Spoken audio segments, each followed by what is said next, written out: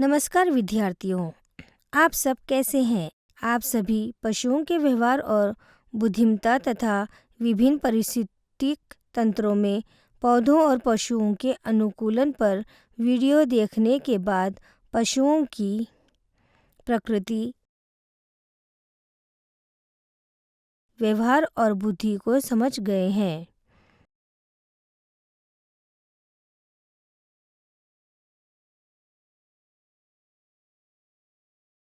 विद्यार्थियों, सरला नए अध्याय प्राकृतिक संसाधन के साथ आपके समक्ष है। परिचय विषय को बेहतर ढंग से समझने के लिए रुचि के साथ उस पर ध्यान केंद्रित करें। सीखने के उपदेश इस पाठ के अंत तक आप सीखने में सक्षम होंगे। पृथ्वी के संसाधन, जीवन की सांस, वायु, जलवायु नियंत्रण में वायुमंडल की भूमिका, वायु की गति, हवाएं,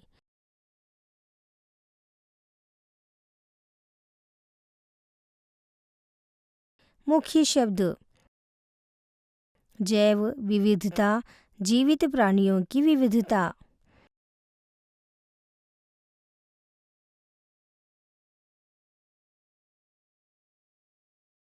समुद्री हवा, जैसे जैसे भूमि के ऊपर गर्म हवा बढ़ रही है,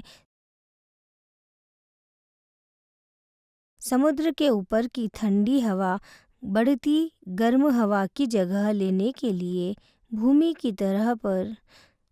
की सतह पर बहती है। भूमि की हवा एक स्थानीय पवन प्रणाली है, जिसकी विशेषता है कि वो देर रात भूमि से जल की ओर प्रवाह करती है। जैविक किसी समुदाय के जीवित घटक, उदाहरण के लिए जीव जैसे पशु और पौधे।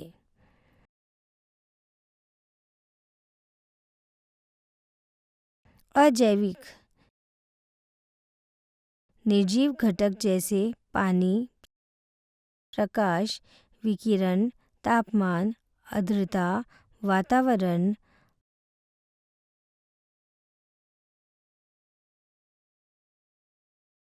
अम्लता, लवणता, वर्षा की ऊंचाई, खनिज, ज्वर, बारिश,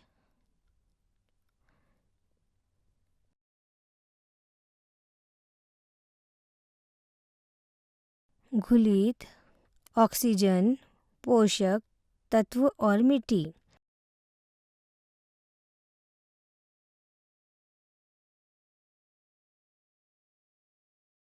जीवित रहने के लिए हमें क्या चाहिए?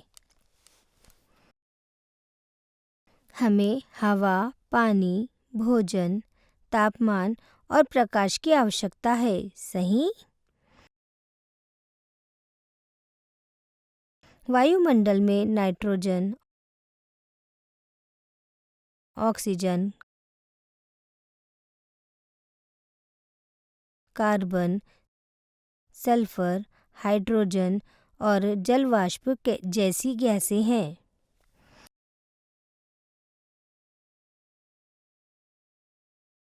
पृथ्वी पर कौन से संसाधन उपलब्ध है? पृथ्वी के प्राकृतिक संसाधनों में हवा, पानी, मिट्टी, खनिज, ईंधन, पौधे और पशु शामिल है।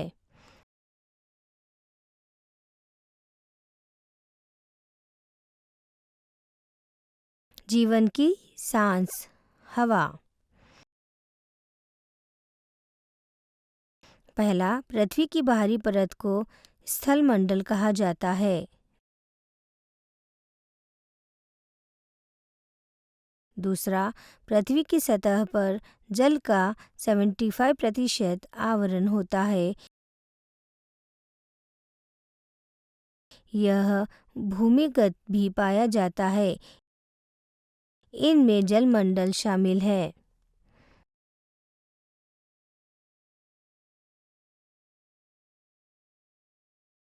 तीसरा, वह वायु जो संपूर्ण पृथ्वी को कंबल की भांति ढक लेती है वायुमंडल कहलाती है।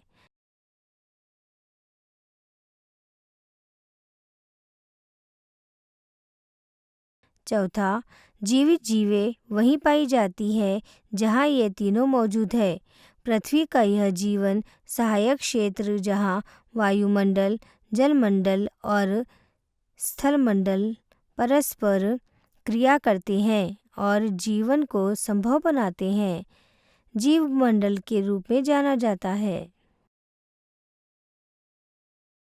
पांचवा, पौधे और पशु जैसी जीवित चीज़ें जीवमंडल के जैविक घटक का निर्माण करती है। छठा, हवा, पानी और मिट्टी जीवमंडल के निर्जीव या अजैविक घटक बनाते हैं।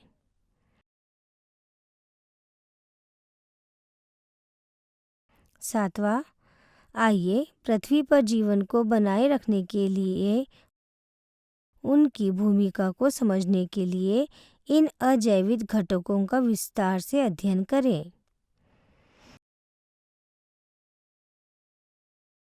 क्या आप वायु की संरचना के बारे में जानते हैं? पहला, यह नाइट्रोजन, ऑक्सीजन, कार्बन डाइऑक्साइड और जल वाष्प जैसी कई गैसों का मिश्रण है।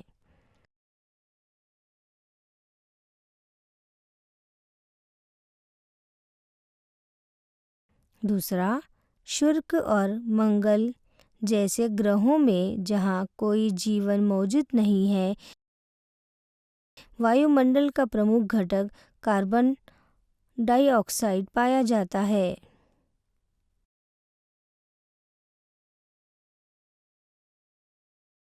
तीसरा, शुक्र और मंगल ग्रह पर वायुमंडल में 95 से 97% कार्बन डाइऑक्साइड का निर्माण होता है। चौथा, यूकेरियोटिक कोशिकाओं और कई प्रोकैरियोटिक कोशिकाओं को ग्लूकोज अणुओं को तोड़ने और उनकी गतिविधियों के लिए ऊर्जा प्राप्त करने के लिए ऑक्सीजन की आवश्यकता होती है। इसके परिणाम स्वरूप कार्बन डाइऑक्साइड का उत्पादन होता है।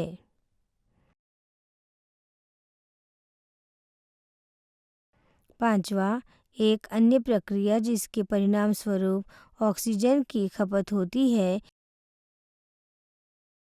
और परिणाम स्वरूप कार्बन डाइऑक्साइड का उत्पादन होता है, वह है दहन। छठा, इसमें न केवल मानवीय गतिविधियां शामिल है जो ऊर्जा प्राप्त करने के लिए ईंधन जलाती है, बल्कि जंगल की आग भी शामिल है। क्या आप जानते हैं कि हमारे वायुमंडल में मौजूद कार्बन डाइऑक्साइड का उपयोग कैसे किया जाता है? कार्बन डाइऑक्साइड दो तरह से स्थिर होती है। पहला, हरे पौधे सूर्य के प्रकाश की उपस्थिति में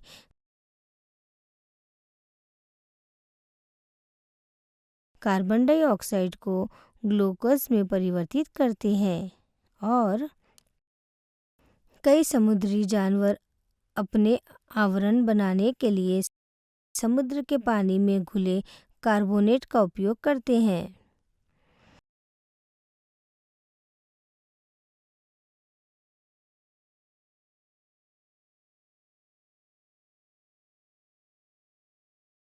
जलवायु नियंत्रण में वायुमंडल की भूमिका। वायुमंडल पृथ्वी को कंबल की तरह ढक लेता है।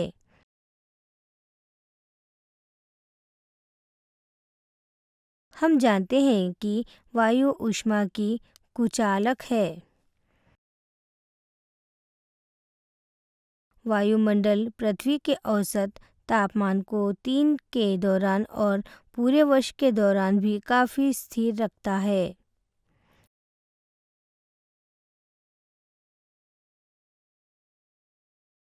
चौथा, वातावरण दिन के उजाले के दौरान तापमान में अचानक वृद्धि को रोकता है।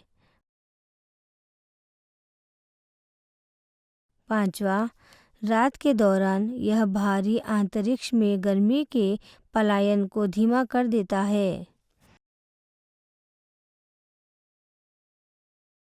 आइए चंद्रमा की सतह पर तापमान देखें।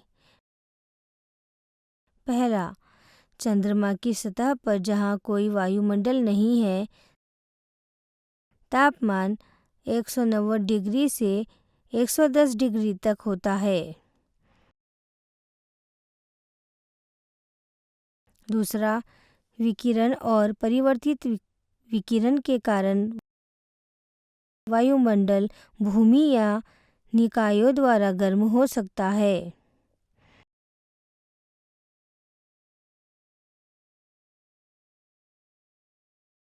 तीसरा, गर्म होने पर हवा में संवहन धारणाएं स्थापित हो जाती है। संवहन धाराओं की प्रकृति की कुछ समझ हासिल करने के लिए आइए निम्नलिखित गतिविधियां करें। एक, मोमबत्ती को बीकर या चौड़े मुंह वाली बोतल में रखें और जलाएं।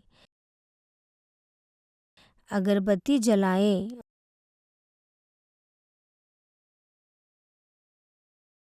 और उसे ऊपर वाली बोतल के मुंह के पास ले जाएं।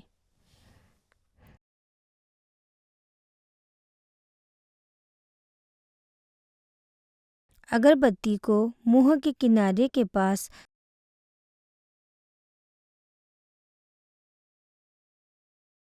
थोड़ा ऊपर और अन्य क्षेत्रों में भी रखें और जांचें कि हवा कैसे बहती है।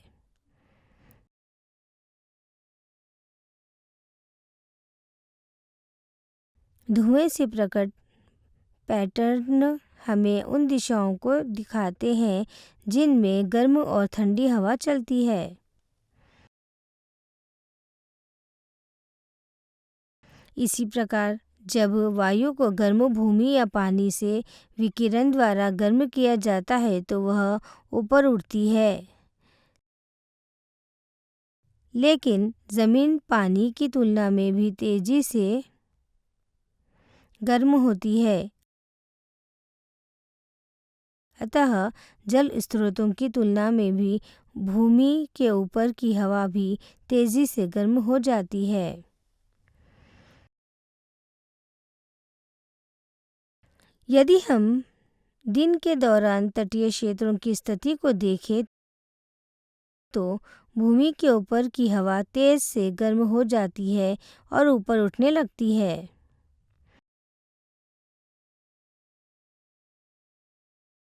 जैसे ही यह हवा ऊपर उठती है, कम दबाव का एक क्षेत्र बनता है और समुद्र के ऊपर की हवा कम दबाव के इस क्षेत्र में चली जाती है। एक क्षेत्र से दूसरे क्षेत्र में हवा की वजह ही हवाएं बनाती है। दिन के दौरान हवा की दिशा समुद्र से ज़मीन की ओर होती है।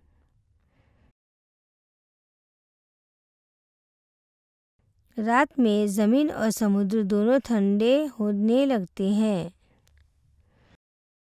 चूंकि पानी ज़मीन की तुलना में धीमी गति से ठंडा होता है, इसीलिए पानी के ऊपर की हवा ज़मीन के ऊपर की हवा की तुलना अधिक गर्म होगी।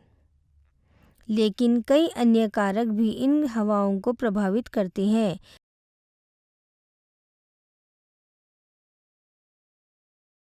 पृथ्वी का घूमना और हवा के रास्ते में पर्वत श्रृंखलाओं की उपस्थिति ऐसे कुछ कारक है। बातों को याद रखें। पृथ्वी पर उपलब्ध प्राकृतिक संसाधनों में हवा, पानी, मिट्टी, खनिज, ईंधन,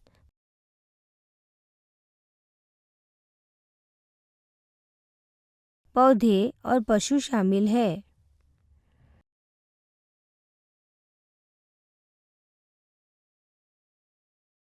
हवा नाइट्रोजन, ऑक्सीजन, कार्बन डाइऑक्साइड